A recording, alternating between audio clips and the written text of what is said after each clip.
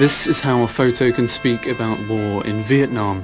Kim Phuc, age 9, his fragile naked body mutilated by the napalm thrown by the Americans. Running, arms outstretched to escape death. It's 1972 and the image will circle the globe over as evidence of a war that nobody won and that many have forgotten.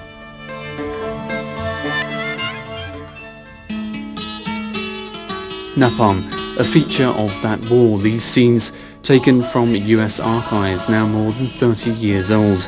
The results of this deadly device have been captured by military cameramen.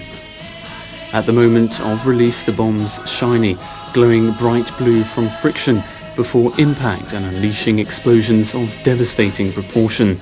The pilots would circle the forests and villages at low altitude without looking back to see the flames engulfing men, animals, vegetation and huts in their wake. These scenes are not part of a film but reality. The military cameramen even use slow motion to better document the bomb's potential. And the music the same as the Marines would listen to on the radio, describing the dream of the most beautiful place in the world, California, whilst the war destroys a country just as beautiful, Vietnam. These extraordinary images were unearthed from the archives only after decades for fear of causing a pacifist backlash. Only 3% of Vietnamese television services broadcast the scenes of violence, but it was sufficient to turn many Americans against the war. The United Nations in 1980, just after the horrendous images, banned the use of napalm gas against civilians.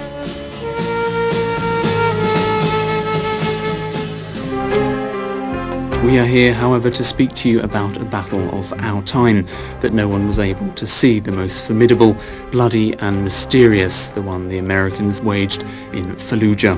It was said that Iraq was the first war recorded as it happened, that the whole world was able to see.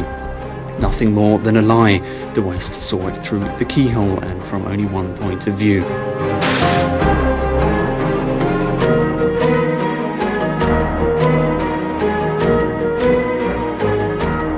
I was personally involved with escorting a commander to Fallujah for Operation Phantom Fury. We were told going into Fallujah, into the combat area, that every single person that was walking, talking, breathing was an enemy combatant. As such, every single person that was walking down the street or in a house was a target. Is it true that you had orders to shoot even children of 10 years old? This is actually very interesting. When we first got to Iraq, the Army had a set standard for male combat ages, and I believe when we first got there, it was like 18 years old was the commonly perceived age of adulthood in the military. So a male who was 18 years old to 65 was technically capable of being inserted. By the time Fallujah rolled around, it was any male with an AK-47 or a gun or whatever was a military target, and I think that is true to a degree. I mean, and it happened. There was many times where children as young as 10 were fighting